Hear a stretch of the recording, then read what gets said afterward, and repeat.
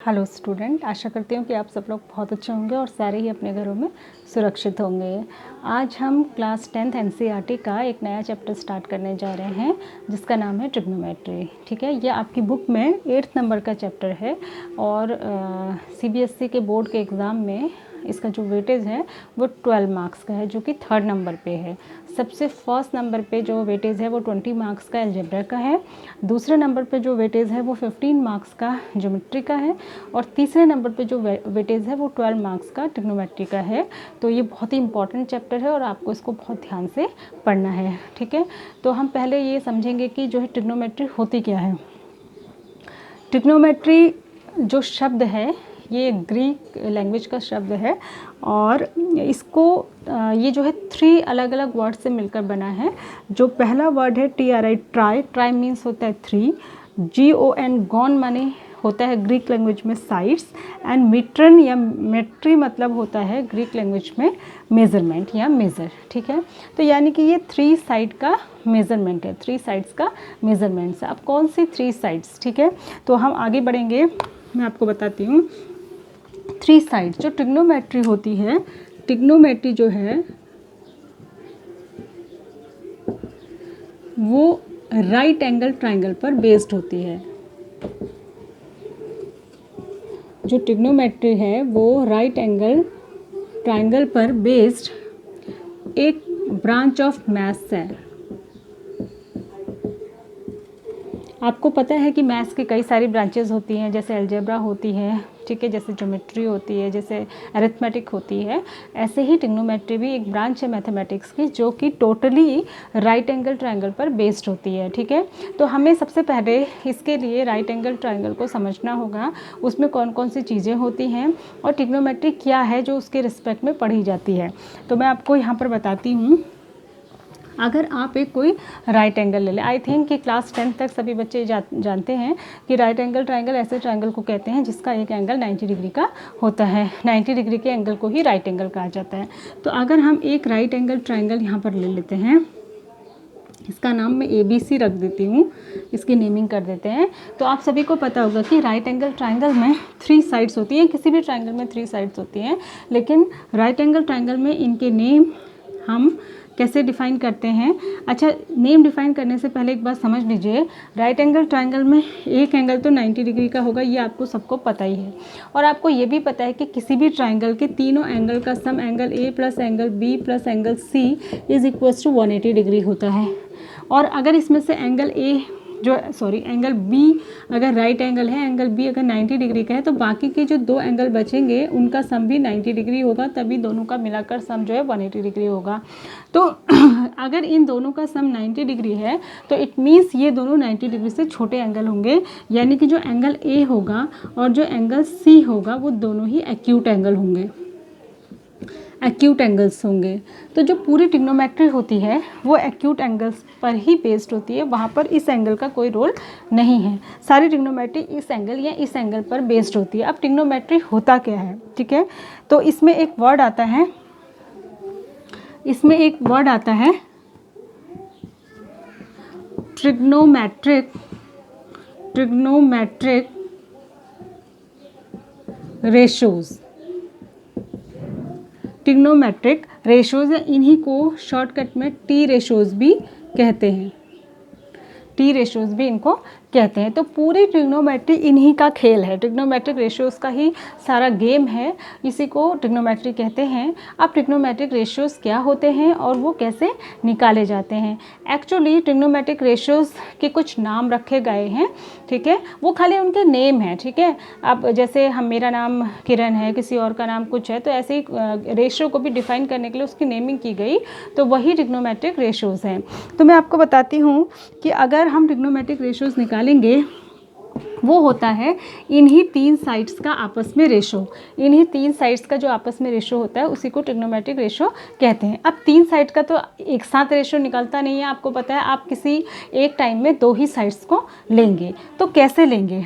वो यहाँ पर जो ट्रिग्नोमेट्री में जो रेशियो निकाले जाते हैं वो एंगल के बेस पे निकाले जाते हैं, एक्यूट एंगल के रिस्पेक्ट में निकाले जाते हैं। तो आइदर आपके पास दो एक्यूट एंगल हैं, या तो ये या तो ये, या तो हम इसको लेंगे या फिर हम इसको लेंगे, ठीक है। उससे पहले मैं आपको बता दूं कि इस जो ट्रायंगल है, ये जो राइट एंगल ट्रायंगल है, इसमें तीन चीज़ें होंगी। एक होगा बेस, एक होगा परपेंडिकुलर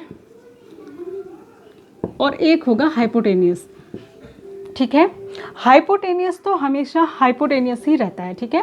वो साइड जो सबसे बड़ी होती है किसी भी राइट एंगल ट्रायंगल में और जो 90 डिग्री के एंगल के अपोजिट होती है, वही हमेशा हाइपोटेनियस होता है। हाइपोटेनियस कभी भी किसी राइट एंगल ट्रायंगल में चेंज नहीं हो सकता, ठीक है। लेकिन जो बेस और परपेंडिकुलर के नेम हैं ये चेंज हो सकते हैं। कैसे?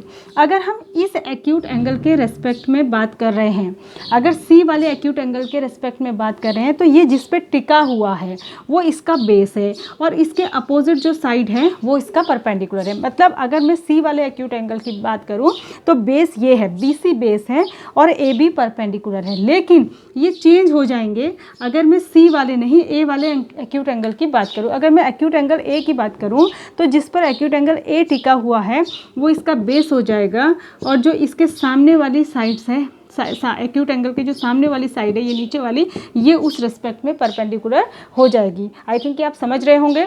मैं फिर से बता देती हूँ, अगर मैं एंगल सी के रेस्पेक्ट में रेशियोज निकालना चाह रही हूँ तो बेस वो है जिससे सी टिका हुआ है, जहाँ से सी बना हुआ है वो बेस है उसके लिए, और उसके सामने वाला जो साइड है वो परपेंडिकुलर है। लेकिन अगर मैं एंगल ए के रिस्पेक्ट में रेशियोज निकालना चाह रही हूँ तो जो जिससे एंगल ए टिका हुआ है वो इसका बेस है और इसके सामने वाली साइड इसके लिए परपेंडिकुलर होगी। यही मेन गलती होती है जो कि बच्चे इसमें करते हैं रेशियोज निकालते समय। वो हमेशा किसी भी कंडीशन में, चाहे इसके रिस्पेक्ट में रेशियोज पूछे हो तभी भी वो बेस इसी को समझते हैं, और चाहे इसके रिस्पेक्ट में रेशियोज पूछे हो तभी भी वो बेस इसी को समझते हैं, और इसी के कारण उनके क्वेश्चंस गलत हो जाते हैं, ठीक है। तो ये बहुत ध्यान रखने वाली बात है। अब हम फिलहाल नीचे वाले एंगल के रिस्पेक्ट में ही सीखेंगे, जिससे कि आपको सीखना इजी हो जाएगा। तो ये एक राइट एंगल ट्रायंगल है ए बी सी।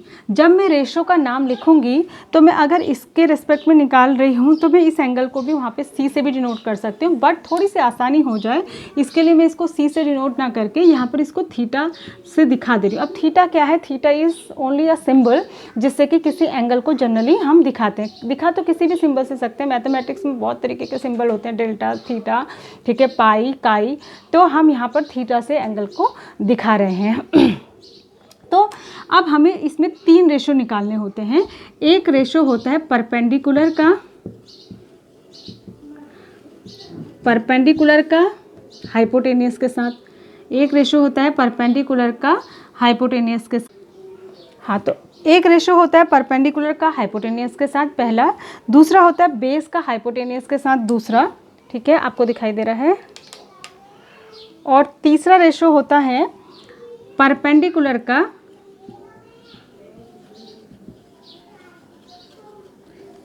बेस के साथ। तीन रेशोज होते हैं। एक रेशो होता है, मैं शॉर्टकट में भी लिख देती हूँ, परपेंडिकुलर का हाइपोटेनियस के साथ, दूसरा रेशो होता है बेस का हाइपोटेनियस के साथ, और तीसरा रेशो होता है परपेंडिकुलर का बेस के साथ, ठीक है। तो ये वाला जो रेशो होता है इसको बोलते हैं साइन। साइन किसका? साइन ऑफ थीटा, क्योंकि इसके रिस्पेक्ट में हम बेस और परपेंडिकुलर की बात कर रहे हैं। साइन ऑफ थीटा, इसको लिखते हैं कॉस ऑफ थीटा, क्योंकि इसकी बात कर रहे हैं, और इसको लिखते हैं टेन ऑफ थीटा। तो ये जो नाम है ये रेशियोज के नेम है, साइन, कॉस और जो टेन है ये रेशियोज के नेम है। साइन ऑफ थीटा हो जाएगा अगर आपसे कहे कोई कि इस वाले ट्रायंगल में साइन थीटा निकालिए, तो आप क्या करेंगे? परपेंडिकुलर अपॉन हाइपोटेनियस, ठीक है। अब परपेंडिकुलर अपॉन हाइपोटेनियस में क्या करेंगे? उस समय आपको यहाँ पर इनकी वैल्यूज़ दी होंगी, हो सकता है कि ये 4 दिया हो, ठीक है, ये 3 दिया हो, ये 4 दिया हो और ये 5 दिया हो, तो अगर आपसे कोई कहे कि इसका साइन थीटा निकालिए, तो साइन थीटा का मतलब आप समझ जाएंगे कि परपेंडिकुलर अपॉन बेस है, यानी कि 3/5 साइन थीटा की वैल्यू हो जाएगी। अगर आपसे कोई कहे कि इसमें जो है कॉस थीटा निकालिए, तो आपको पता है यहाँ से कॉस ऑफ थीटा या कॉस थीटा है कि बेस अपॉन हाइपोटेनस, तो हो जाएगी वैल्यू 4/5। और अगर आपसे कोई कहेगा कि इस वाले ट्राइंगल के लिए टेन थीटा निकालिए, तो आपको पता है कि फॉर्मूले से टेन थीटा इक्वल्स टू होता है परपेंडिकुलर अपॉन बेस, तो 3/4 इसकी वैल्यू हो जाएगी। लेकिन अगर आपसे कोई इसमें बोलता कि साइन ऑफ ए निकालिए, साइन ए निकालिए, जो जिसको हम साइन थीटा कह रहे हैं उसको साइन सी भी कह सकते हैं, ठीक है। यहाँ पर अगर थीटा थीटा थीटा नहीं लिखूँ तो मैं साइन सी, कॉस सी और टेन सी भी लिख सकती हूँ, क्योंकि मैं सी के रिस्पेक्ट में बात कर रही हूँ। तो अगर आपसे कोई कहे कि साइन ए निकालिए, तो आपको पता है कि साइन का मतलब ये तो होता है कि परपेंडिकुलर अपॉन हाइपोटेनस, तो लेकिन उस समय आप 3/5 नहीं करेंगे। क्यों? क्योंकि ये ए के रिस्पेक्ट में कह रहा है, साइन ए कह रहा है, तो साइन ए के रिस्पेक्ट में परपेंडिकुलर ये होगा, 4 होगा परपेंडिकुलर, तो उस समय इसकी वैल्यू हो जाएगी 4/5। मतलब उस समय साइन थीटा और कॉस थीटा आपस में इंटरचेंज हो जाएंगे अगर हम इसकी बात करेंगे।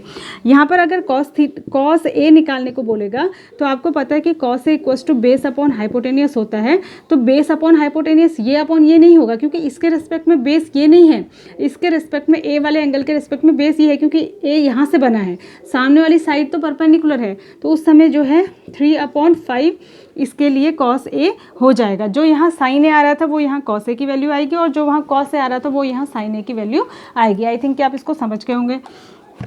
अब सबसे मेन बात होती है कि इसको याद कैसे रखा जाए, ठीक है, इसको याद कैसे रखा जाए, क्योंकि जब हम बहुत सारी ट्रिग्नोमेट्री पढ़ लेते हैं काफ़ी सालों तक, अब ये आगे आपकी कंटिन्यू रहेगी, ऐसा नहीं कि सिर्फ आप 10th में ही पढ़ रहे हैं, आप 10th में, 11th में, 12th में और आगे जितनी भी स्टडीज़ आप करेंगे, तो इसमें आप ट्रिग्नोमेट्री जो है कंटिन्यू आपकी होती रहेगी, एक पार्ट ट्रिग्नोमेट्री का रहेगा। लेकिन अब जब हम शुरुआत में पढ़ते हैं, 10th क्लास में पहली बार पढ़ते हैं, तो सबसे बड़ी प्रॉब्लम जो बच्चों को ये आती है कि वो जो है याद नहीं रख पाते कि साइन थीटा इक्वल्स टू क्या होता है, कॉस थीटा इक्वल्स टू क्या होता है। तो इसके लिए एक बहुत ही पुराना फॉर्मूला है कि एक बहुत ही पुराना फार्मूला, एक खाली एक सेंटेंस बनाया हुआ है जो हम लोगों ने भी ऐसे याद किया जब हमें शुरू में याद कराया गया था। उसके बाद तो फिर खैर ये टिप्स में हो जाता है, तो फिर ऐसे कुछ याद करने की ज़रूरत नहीं होती है। लेकिन पहली बार जब हम याद करते हैं तो कैसे याद करते हैं, हम यहाँ पर लिख लेते हैं sine theta, cos theta, tan theta. ध्यान से देखिएगा, इसका हम एक फॉर्मूला बना लेते हैं पंडित, एक सेंटेंस हम याद कर लेते हैं याद करने के लिए, पंडित बद्री प्रसाद हर हर बोले। पंडित बद्री प्रसाद हर हर बोले। पंडित से पी परपेंडिकुलर, बद्री से बी बेस और प्रसाद से पी परपेंडिकुलर, ठीक है। हर से हाइपोटेनियस, हर से हाइपोटेनियस और बी से बेस। तो P अपॉन एच यानी कि परपेंडिकुलर अपॉन हाइपोटेनियस, ये हो गया साइन थीटा, ठीक है। और B अपॉन एच यानी कि बेस अपॉन हाइपोटेनियस, ये हो गया कॉस थीटा। और P अपॉन बी यानी कि परपेंडिकुलर अपॉन बेस, ये हो गया आपका टेन थीटा। तो आप इस तरीके से इस सेंटेंस को याद रखेंगे कुछ टाइम के लिए, फिर तो आपके टिप्स पे आ जाएगा पंडित बद्री प्रसाद हर हर बोले, ठीक है।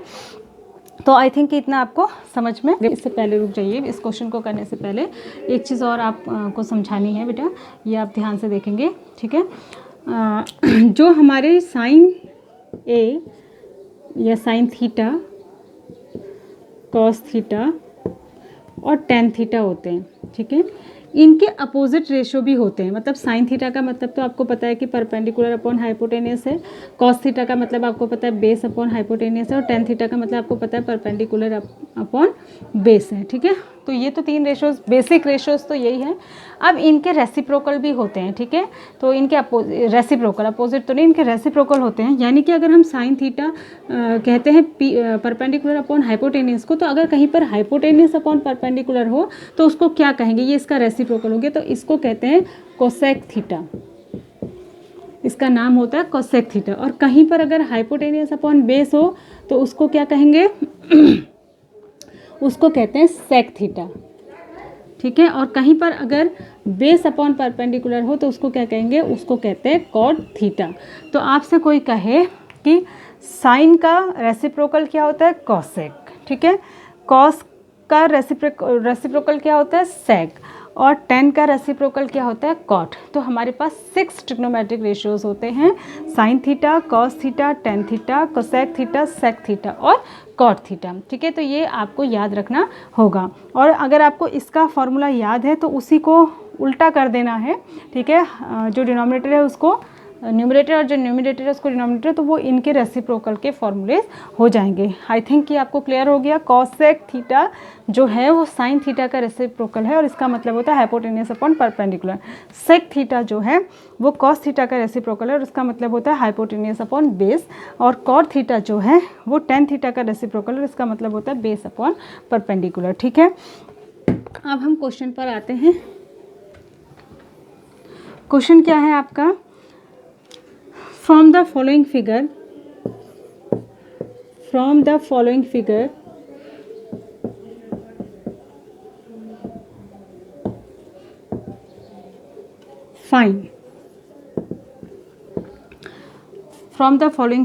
फाइन, और फिगर आपको कुछ इस तरीके की दी है, देखिए कंफ्यूज करने के लिए बहुत तरीके के फिगर बना देता है यहाँ पर, लेकिन ये 90 डिग्री है, ठीक है, और इसका नाम है ए बी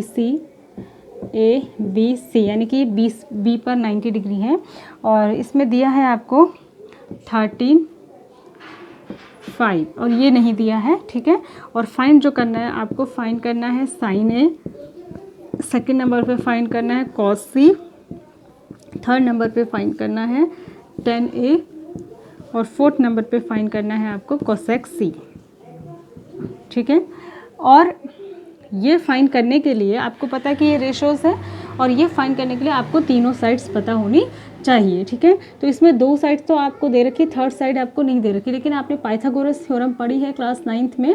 तो पाइथागोरस थ्योरम क्या होती है कि जो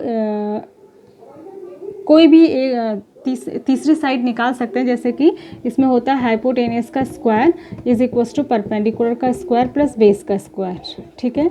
तो अगर इनमें से कोई भी एक साइड नहीं दी हो तो वो निकाली जा सकती है। यहाँ पर आपको पता है कि ये नहीं दी है, BC नहीं दी है, तो हमको पता है कि 13 तो हाइपोटेनियस है, क्योंकि जो राइट एंगल के अपोजिट होता है वो हाइपोटेनियस होता है, ठीक है। तो अब एक दिए एक नहीं दिए, तो हाइपोटेनियस का स्क्वायर यानी कि 13 का स्क्वायर इज इक्वल्स टू कि कोई भी एक साइड जो दी है उसको रख लीजिए 5 का स्क्वायर प्लस ये नहीं दी है इसको रख लेते हैं BC का स्क्वायर। तो 13 का स्क्वायर क्या होता है 169, इधर आगे 5 का स्क्वायर 25 माइनस कर दीजिए तो BC का स्क्वायर आ जाएगा, ये आ जाएगा 144 इक्वल्स टू BC स्क्वायर, ठीक है। तो BC इक्वल्स टू क्या हो जाएगा √144, जिसकी वैल्यू होती है 12, तो ये 12 आ जाएगा। तो सबसे पहला काम तो हमारा क्या होगा कि हम थर्ड साइड को निकाल लेंगे यूजिंग पाइथागोरस थ्योरम, ठीक है। और वैसे भी कुछ चीज़ें आपको थोड़ी थोड़ी याद रखनी है। अगर एक साइड 5 और एक 13 दी होती है तो हमेशा अगली साइड राइट एंगल ट्रायंगल में 12 आती है। अगर 13 और 12 दी रहती है तो अगली 5 आती है। अगर 3 और 4 दी होती है तो हाइपोटेनियस 5 आता है। अगर 5 और 4 दी होती है तो अगली साइड 3 आती है। अगर 5 और 3 दी होती है तो अगली साइड 4 आती है, क्योंकि ये जो होते हैं ये जो नंबर्स हैं पाइथागोरियन ट्रिपलेट है जो आपने क्लास 8 में पढ़े होंगे, ठीक है। तो अब सबसे पहले ये हमसे कह रहा है, अब देखिए साइन ए निकालिए बोल रहा है, sine A, sine of this, ठीक है। अब इस एंगल में साइन ए निकालिए कह रहा है, तो sine A equals to perpendicular upon hypotenuse होता है, ये तो हमको पता है, पर इसके रिस्पेक्ट में कौन परपेंडिकुलर होगा, इसके सामने वाला, ठीक है। जहाँ से ये बना है वो तो बेस है इसके लिए, तो इसके सामने वाला यानी कि 12 जो है परपेंडिकुलर होगा, और हाइपोटेनस तो हमेशा सेम ही रहता है, सबसे बड़ी साइड जो होती है, तो 12/13। दूसरी बार में ये कह रहा है कॉस सी निकालिए, ध्यान देने वाली बात है, कॉस ए नहीं कह रहा है, ये कॉस ऑफ सी निकालिए कह रहा है। अब कॉस सी निकालेंगे तो इस वाले एंगल, अच्छा पहले हमें पता है कि कॉस का मतलब बेस अपॉन हाइपोटेनस होता है, ठीक है, लेकिन बेस होगा कौन सा, जो कॉस जहाँ से जो एंगल जहाँ से बना है, ठीक है। तो यहाँ से मतलब इसका बेस यही है ना, इस पर टिका है ये वाला एंगल, ठीक है। तो बेस ये तो हाइपोटेनस है, ये तो कभी चेंज नहीं होगा, इन दोनों में ही हमें सेलेक्ट करना है कि कौन सा बेस और कौन सा परपेंडिकुलर। तो इस एंगल के लिए बेस ये होगा, तो ये हो जाएगा 12 अपॉन हाइपोटेनियस यानी कि 13। देखिए जो यहाँ साइन की वैल्यू आई क्योंकि हमने ए के लिए निकाली थी, वो यहाँ कॉस की वैल्यू आई क्योंकि हमने ये सी के लिए निकाली है। तीसरा इसने बोला tan A, tan A equals to perpendicular upon base होता है, ठीक है। ए, तो ए के रिस्पेक्ट में परपेंडिकुलर कौन है, यही है इसके सामने वाला, तो क्या हो जाएगा 12, और बेस क्या है जहाँ से ये टिका है यानी कि 5, तो 12/5 हो जाएगा। उसके बाद निकालना है कोसेक सी। कोसेक सी को ऐसे निकालने की कोई ज़रूरत नहीं है, हम डायरेक्ट भी निकाल सकते हैं, नहीं अच्छा चलिए निकाल लेते हैं क्योंकि हमने साइन सी नहीं निकाला है।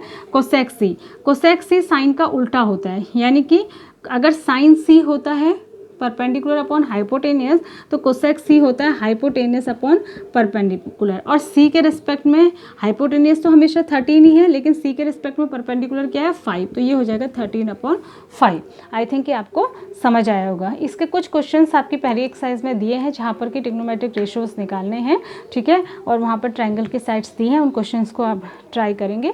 और इसकी अगली वीडियो में मैं कुछ और क्वेश्चंस को जो है डिस्कस करूँगी। पहले आप जो है इसके कंसेप्ट को समझिए अच्छे से, इस वीडियो को बार बार देखिए, एक बार में समझ में नहीं आता है तो बार बार देखिए, बार बार देखने से आपका कंसेप्ट क्लियर हो जाएगा। Okay, thanks for watching, God bless you all.